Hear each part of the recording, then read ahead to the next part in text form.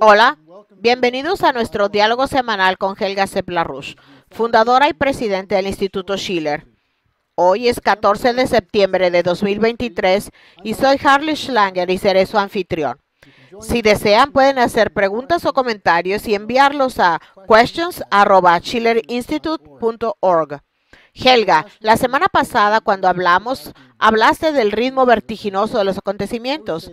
Yo diría que, en todo caso, el ritmo se ha acelerado desde la última vez que hablamos. Se celebró la cumbre del Grupo de los 20, que fue un fracaso para los integrantes del orden unipolar que intentan obligar al resto del mundo a someterse a su orden basado en reglas. Se celebró el Foro Económico del Este en Vladivostok, donde Putin pronunció un discurso muy interesante, y luego la conferencia del Instituto Schiller el 9 de septiembre, que contó con presentaciones de personas de muchos países que están en la vanguardia de la configuración de los acontecimientos. ¿Qué opinas de lo que pasó la semana pasada? En estos momentos estamos experimentando la rápida formación de un orden económico mundial completamente nuevo, en el que la mayoría de las naciones del sur global están tratando de deshacerse de los restos del colonialismo y tienen planes muy interesantes para el futuro. Y los líderes del norte global, de alguna manera, no lo entienden. Están tratando de seguir con sus viejos esquemas. Miren a la ministra de Asuntos Exteriores de Alemania, Baerbock. Ella va por el mundo, pero no tiene idea. Ese es el problema. Lo que hicimos en nuestra conferencia fue un esfuerzo para incluir la perspectiva del sur global en la agenda para que la gente del norte pueda escuchar de primera mano de portavoces muy importantes del sur global a qué aspiran estos países y por qué sería en el mejor interés de los países de Europa y Estados Unidos cooperar con este nuevo orden emergente. Creo que tuvimos en nuestra conferencia, y le pido a la gente que la vea, pero creo que fue muy importante en el primer panel que no solo tuvimos a un diplomático de alto rango de los países del BRICS, sino también a varios estadounidenses. Creo que es muy importante que hay estadounidenses que son razonables. Naturalmente, Diane Seyr, que está llevando a cabo una exitosa campaña para el Senado de Estados Unidos en Nueva York, Scott Ritter, Ray McGovern y varios representantes muy importantes de las iglesias de Estados Unidos, tanto católicas como de otras confesiones. Así que creo que el primer panel fue muy importante por esa razón.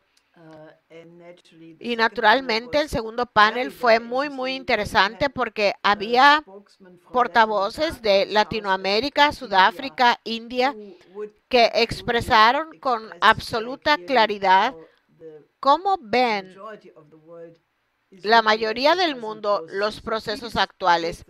Así que por favor tomen el tiempo para verla. Ahora, el grupo de los 20 ya estableció que los esfuerzos del norte global para tener las tácticas habituales de conseguir a los países de África y Latinoamérica y Asia para tratar de conseguir que condenen la agresión rusa no provocada. Naturalmente, esto no funcionó en absoluto. Y no puede haber nada más diferente que la imagen y la percepción que se intenta crear mediante los medios de comunicación occidentales sobre lo que está pasando con Rusia, China, incluso Corea del Norte.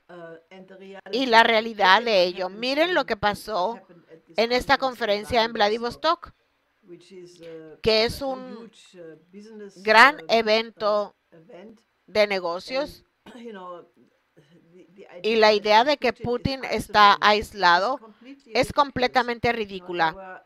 Había muchas delegaciones, grandes delegaciones empresariales, y la perspectiva que presentó Putin, si la gente no estuviera tan sesgada ideológicamente, reconocería el tremendo potencial que tiene.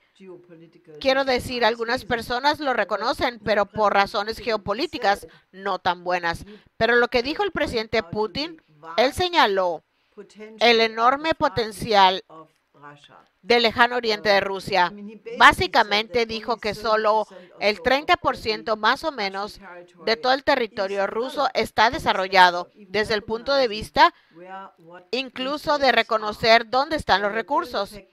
Y que dado el hecho de que Rusia tiene dentro de su enorme territorio todas las materias primas que existen o se han descubierto hasta ahora en el planeta, la riqueza en materias primas de Rusia es gigantesca, especialmente si se piensa en términos del próximo periodo de desarrollo científico, industrial y tecnológico. Putin dijo que esta será la prioridad de Rusia para el siglo XXI. Dijo que este plan no es una reacción a lo que sucedió con los acontecimientos de 2014 en Ucrania, es decir, el golpe del Maidán. Dijo que este era un plan que comenzó hace 10 años, que el gobierno ruso comenzó a mirar la perspectiva de la construcción de infraestructura en el lejano oriente con el fin de crear el acceso a vastas materias primas. Él dijo, cometimos un pequeño error al no anticipar el potencial, porque no pensábamos que en esta región se iba a comerciar una cantidad tan increíble de mercancías, lo que ahora parece que va a ser el caso. Así que habrá un desarrollo tremendo. Se refirió al tren transiberiano, el plan del conde Witte, que en su momento quedó interrumpido por la guerra ruso-japonesa de 1905, pero se trata de un plan que está absolutamente de nuevo en la agenda y muchos países están planeando invertir a lo grande, incluida China, para los que la apertura de tan vastos recursos es de vital importancia. Lo que todo esto demuestra es que todo el esfuerzo por dividir a los BRICS, por decir que existen todas estas tensiones, simplemente no es cierto en realidad, porque creo que estos países están completamente decididos a construir un nuevo sistema basado en la igualdad y basado en la empresa conjunta en la que todos ganan. Y creo que en lugar de ser completamente hostil a este desarrollo, sería hora de que las élites occidentales simplemente dijeran, la mayoría del mundo se mueve en una dirección diferente y demos el paso positivo de cooperar. Desgraciadamente, en estos momentos no se ve nada de eso. Definitivamente no se ve en el gobierno de Biden. Y tampoco se ve en la Unión Europea. Ursula von der Leyen acaba de hablar ante el Parlamento Europeo en Estrasburgo, donde hizo uno de sus melodramas que debe haber estudiado durante mucho tiempo cómo quedar bien. Pero lo que dijo no fue tan bueno, al saber que ahora propone imponer aranceles punitivos a los automóviles electrónicos chinos que se vendan en Europa. Los chinos ya han respondido que si eso ocurre, tomarán contramedidas. Así que estamos ante la perspectiva de una guerra comercial que realmente es lo peor que se puede hacer en las circunstancias actuales. Así que solo puedo decir que tenemos que educar a la población sobre el potencial de construir un mundo en el que todos los países trabajen juntos. Europa se encuentra en una situación terrible. La economía alemana está en una caída libre y no debemos tolerar estas políticas que nos enemistan con Rusia y China y al sur global y a los países del BRICS, sino que debemos tomar medidas para cooperar. Así que hay algunas voces razonables en Alemania y en Estados Unidos, pero ahora mismo son una minoría y debemos hacer que sean más escuchados. En ese contexto, tenemos una pregunta de Carl Smith que se refiere al alunizaje del Chandrayaan-3 que hizo India en la Luna, los programas similares de Japón y otros lugares, junto con la discusión de Putin sobre los nuevos principios físicos, que son acontecimientos y discusiones que cambian la situación estratégica. Él se pregunta, reflexionando sobre la política original de Lyndon LaRouche, ¿no podemos encontrar personas de buena voluntad y razonables en Estados Unidos y Europa que se comprometan a poner fin a la política de guerra y crear un nuevo paradigma basado en este tipo de desarrollos? Creo que no pasará desapercibido que India fue capaz de poner este módulo de aterrizaje que hizo un alunizaje suave en el polo sur de la Luna, siendo ahora la cuarta nación que ha sido capaz de tener un alunizaje. Y lo que Modi dijo en términos de construir una sociedad de exploración espacial entre los países del BRICS, significa que hay una eliminación total no solo del BRICS, sino también de muchos otros países que van a aprovechar los avances científicos que se generan automáticamente si uno es serio en términos de la investigación y los viajes espaciales. Así que dicho esto, creo que lo que dijo el presidente Putin, que están a punto de descubrir nuevos principios físicos o están en el proceso de descubrirlos, lo que básicamente creará seguridad. Eso es demasiado pronto para comentar su contenido porque probablemente se trata de armas láser, probablemente de armas de energía dirigida. Puede que se trate de algunos otros nuevos principios físicos que analizamos la última vez de forma seria en la época de la Iniciativa de Defensa Estratégica. Pero esa fue la visión de mi difunto esposo cuando sugirió esto. Y el presidente Reagan lo adoptó, ya saben, cuando Reagan convirtió en política oficial ofrecer a la Unión Soviética en aquel momento que las dos superpotencias cooperaran juntas para desarrollar esas nuevas tecnologías basadas en nuevos principios físicos, con el fin de hacer obsoletas las armas nucleares y luego implementar todas estas tecnologías y con el tiempo superar el pensamiento de bloques geopolíticos. Este fue un momento increíblemente potente y fructífero en la historia mundial y obviamente los rusos han estado trabajando continuamente en ello.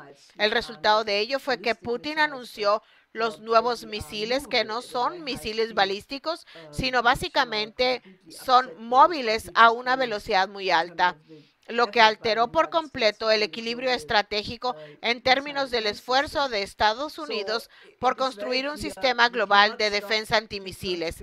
Así que está muy claro, no se puede detener el progreso tecnológico, sino que se puede hacer que sirva para crear un mundo seguro. Así que estoy muy interesada en saber más sobre esto, porque el azote o la espada de Damocles de la potencial aniquilación nuclear, si eso puede superarse por medios científicos y tecnológicos, será probablemente uno de los avances absolutos para la humanidad.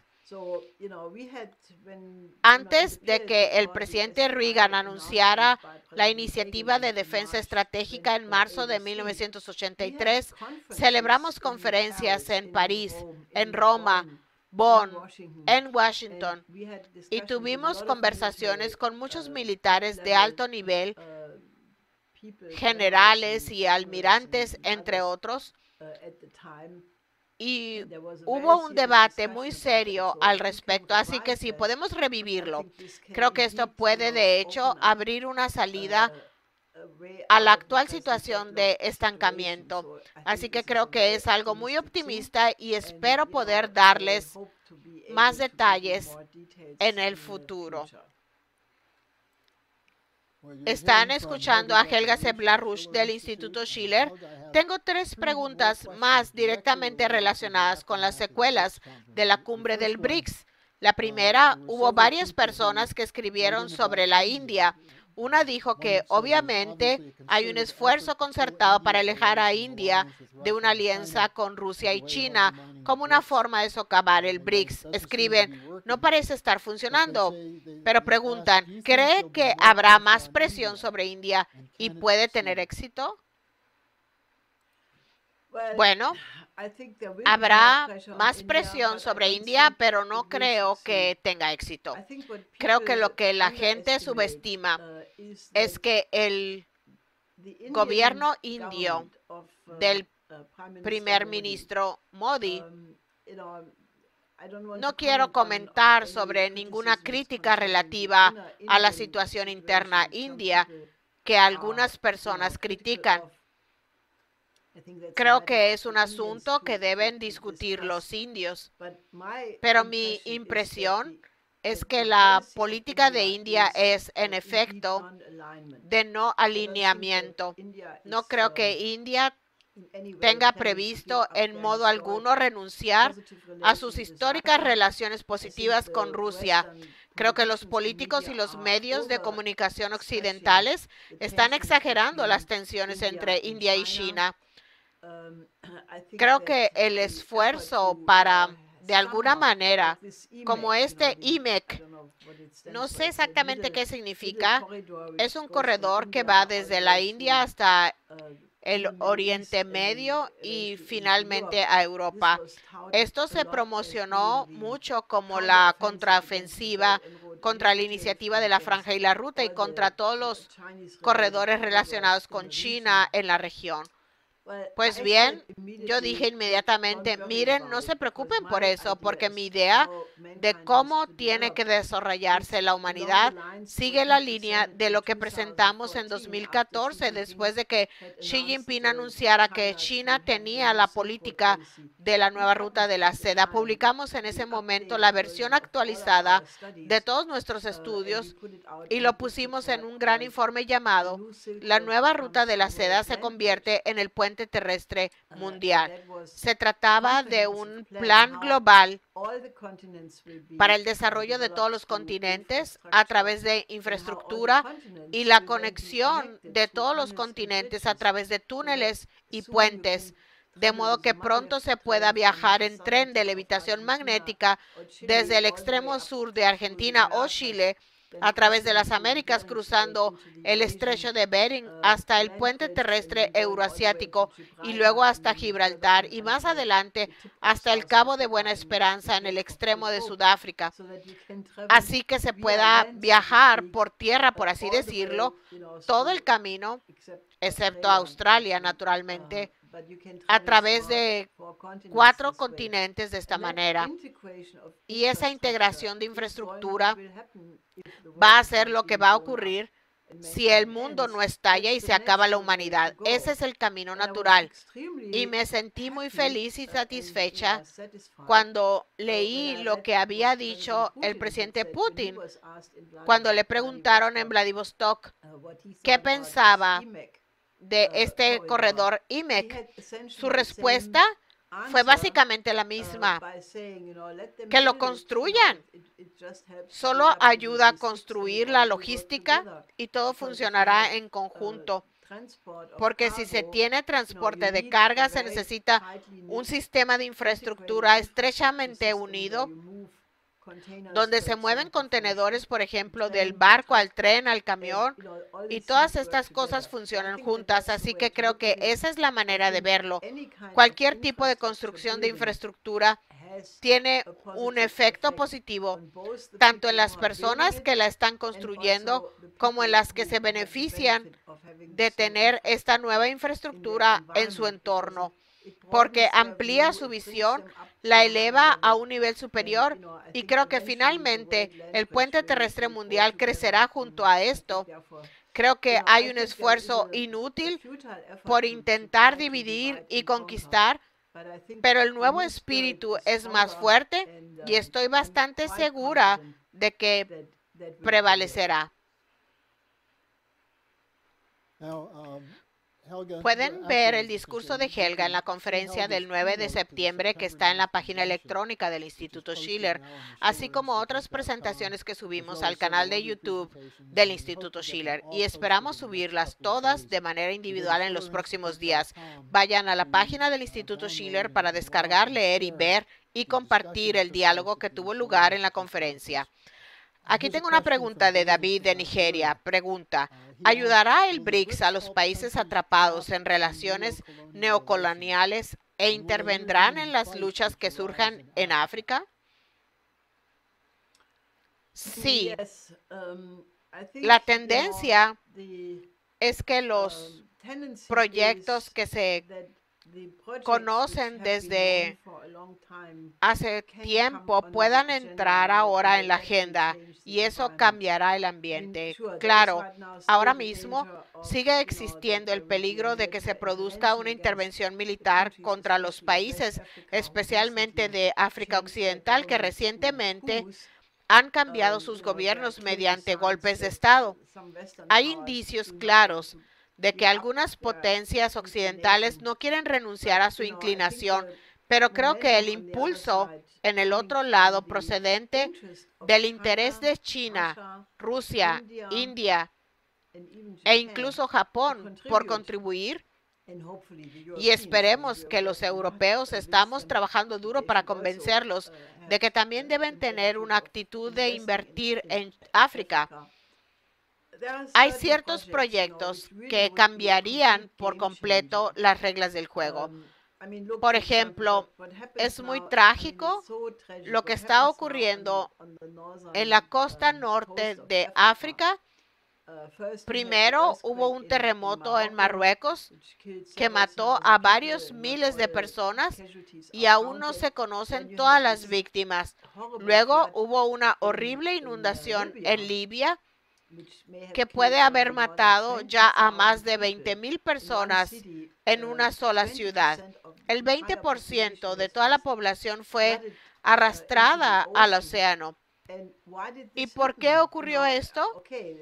Bien, fue la disputa entre los gobiernos del este y del oeste, o el gobierno del oeste, que es en realidad el gobierno elegido, y luego el gobierno del este, que por alguna extraña razón es proclamado por la Unión Europea como el gobierno oficial, a pesar del hecho de que ellos fueron los que dieron el golpe, porque están ocupando el lugar más interesante desde el punto de vista de la Unión Europea en términos de estar en medio de la situación de los refugiados. Y la Unión Europea quiere hacer tratos con ellos. Es una completa locura. Lo que eso ha significado es que desde el comportamiento absolutamente criminal de la OTAN en 2011, que condujo al golpe y luego al asesinato de Gaddafi, de hecho, había trabajado en el desarrollo de la infraestructura no solo de Libia, sino para toda África. Había otorgado el acceso a 2 embalses de agua dulce que alimentaban, entre otras cosas, el suministro de agua de las ciudades que ahora se ven afectadas. Ahora, después de que Gaddafi fue asesinado, aparentemente no se hizo absolutamente ningún mantenimiento o reparación, tampoco en las presas que se rompieron, por lo que en realidad se puede decir que la tragedia de lo que está sucediendo en este momento es el fruto tardío de personas como Obama y Hillary Clinton. Nunca olvidaremos los repugnantes comentarios de ella. Vimos, él murió. Hablando de Gaddafi, esa fue la imagen de una mente muy fea que se presentó allí. Así que se puede decir que el terrible abandono de la reparación de la infraestructura, que es una de las principales razones por las que esta tragedia o ambas tragedias en realidad llegaron a ser tan devastadoras, se debe a las personas que llevaron a cabo esta operación militar en 2011, que entre otras cosas también empezó a destruir al Consejo de Seguridad de las Naciones Unidas porque le mintieron diciendo que solo harían una intervención neutral que luego resultó ser una intervención militar. Este fue, por cierto, el momento en que mi difunto esposo dijo, este asesinato de Gaddafi y las circunstancias demuestran que la OTAN quiere ir a la Tercera Guerra Mundial contra China y Rusia. Y miren lo que ha sucedido desde entonces. Entonces, ¿cuál es la respuesta a eso? La respuesta es incluir en la agenda algunos de los principales proyectos de infraestructura de África y unirse en torno a ellos. Una de ellas es lo que dijo el presidente sudafricano Ramaphosa en la cumbre para un nuevo pacto financiero mundial celebrado en París en junio, donde después de que Macron pronunciara un gran discurso, el presidente Ramaphosa dijo, no quiero oír esto, no queremos oír esto. Financien, en cambio, la presa Inga en el Congo, que solo cuesta unos 80,000 millones de dólares, pero que dará electricidad a una docena de países africanos. Y a menos que lo hagan, no queremos oír nada más. Y ese es el lenguaje que se requiere. Y se debe hacer lo mismo con el proyecto Transaqua, que ha sido acordado por 6 países de la Comisión de la Cuenca del Lago Chad ya en 2018 en una conferencia en Abuja, Nigeria. Este proyecto Transaqua, que tomaría solo alrededor del 3% del exceso de agua del río Congo, que ahora se escurre sin usar al océano, y a través de un sistema de ríos y canales, llevaría el agua al lago Chad. Ello permitiría el regar a la zona del Sahel, posibilitaría el desarrollo industrial a lo largo de este sistema hídrico y volvería a llenar el lago Chad. Estas son las cosas en torno a las que los africanos deben unirse y no permitir más disturbios en su contra, porque el nombre de la paz es el desarrollo, y eso vale también para la estabilización de todos y cada uno de los países del continente africano. Deberíamos hablar más de estos proyectos. Escribimos largos proyectos de desarrollo para todo el continente africano. Pueden visitar nuestra página electrónica, pueden ver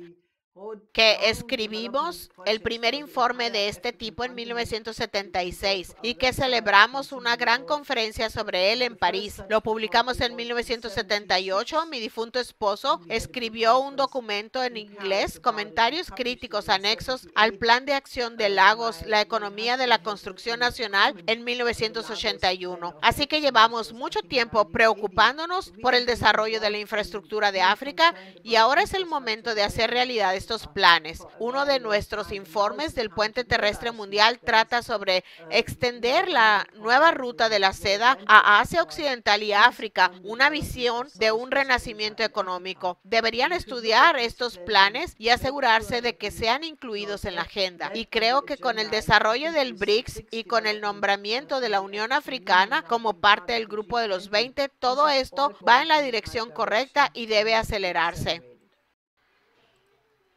Helga, sé que estás muy ocupada y que tienes que irte pronto, pero tengo 2 preguntas más sobre el BRICS que voy a juntar.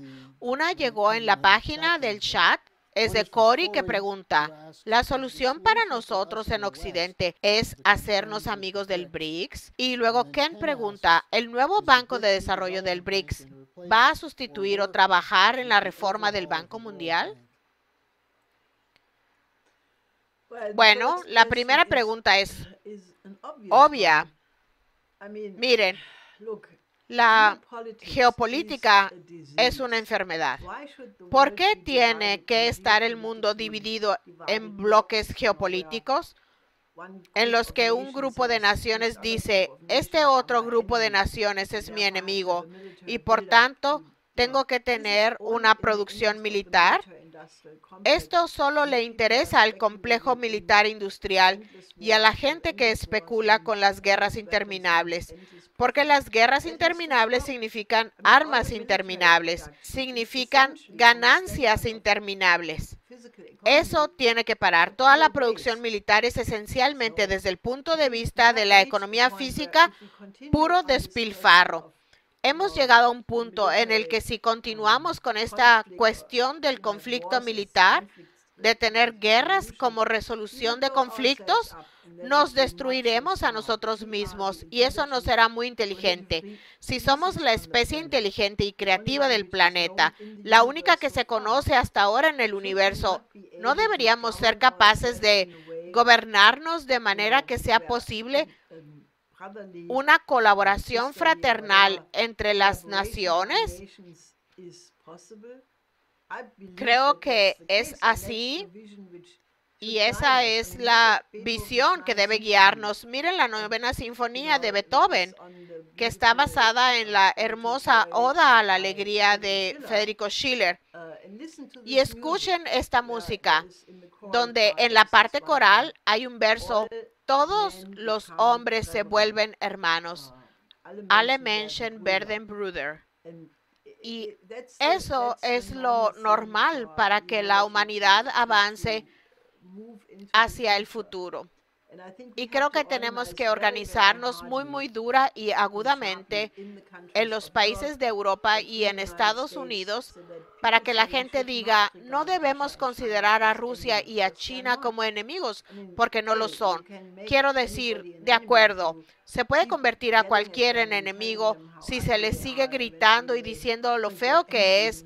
Al final harán que se enfaden y se tendrá la Tercera Guerra Mundial. Pero creo que tenemos que dar este paso de trabajar realmente juntos, utilizando la capacidad industrial de Europa y de Estados Unidos para unir nuestras manos con Rusia, China, Japón, India, para desarrollar aquellas partes del mundo que aún no están desarrolladas. Creo que esa es la perspectiva que debemos adoptar. ¿Cuál fue la segunda pregunta? ¿El nuevo Banco de Desarrollo del BRICS va a sustituir o trabajar en la reforma del Banco Mundial? Creo que podría, pero eso requeriría que el Banco Mundial cambiara. Hasta ahora, tanto el FMI como el Banco Mundial, que deberían hacer lo contrario, pero no lo han hecho, deberían hacerlo porque son instituciones de las Naciones Unidas y por lo tanto deberían representar la voluntad de la mayoría de los Estados miembros de las Naciones Unidas y no solo las órdenes del más fuerte. Pero hasta ahora, las condicionalidades del FMI y los préstamos del Banco Mundial básicamente no fomentan la inversión a largo plazo. Normalmente, los préstamos del Banco Mundial siempre eran demasiado cortos, tenían que devolverse demasiado rápido, de modo que el país que hubiera recibido ese préstamo acumulaba una pila de deudas, pero el proyecto aún no se traducía en beneficios o riquezas reales. Así es como se desarrolló la trampa de la deuda. No fue China. Teníamos estas estadísticas. La deuda se debe principalmente a los bancos del Club de París. Necesitamos una reforma. Creo que el Banco Mundial podría desempeñar un papel positivo, pero tendrían que cambiar su política. Si no quieren hacerlo, creo que habrá que crear el nuevo Banco de Desarrollo que ya está en marcha, porque ahora empezarán a emitir créditos basados en monedas locales, en rupias, en rublos, en otras monedas. Y, por ejemplo, uno de los funcionarios rusos acaba de decir que utilizarán los enormes activos en rupias que Rusia tiene del comercio con India para emitir créditos a través del nuevo Banco de Desarrollo para proyectos de desarrollo. Eso ya está ocurriendo. Uno solo puede esperar que haya gente en Occidente, en el norte, que esté dispuesta a cambiar, porque esa es, creo yo, la gran pregunta. ¿Somos capaces de cambiar cuando reconocemos que vamos por el mal camino? Y hacia eso tenemos que organizarnos. Bueno, para mantenerse al día con estos acontecimientos de última hora, siempre se puede ir a la página del Instituto Schiller y también a la página de EIR, larouche.com. Y ahí es donde se puede encontrar una gran cantidad de escritos de Lyndon LaRouche que Helga mencionó antes. Gracias, Helga, Tengo una nota de alguien que dice, por favor agradece a Helga que me proporciona mi dosis semanal de optimismo. Hasta la semana que viene. Sí, por favor, no olviden prepararse para participar en la próxima gran manifestación ante las Naciones Unidas el 21 de septiembre. Es el Día Internacional de la Paz y si conocen de otras manifestaciones y concentraciones, únanse a ellas, porque es muy importante que hagamos más grande el movimiento por la paz.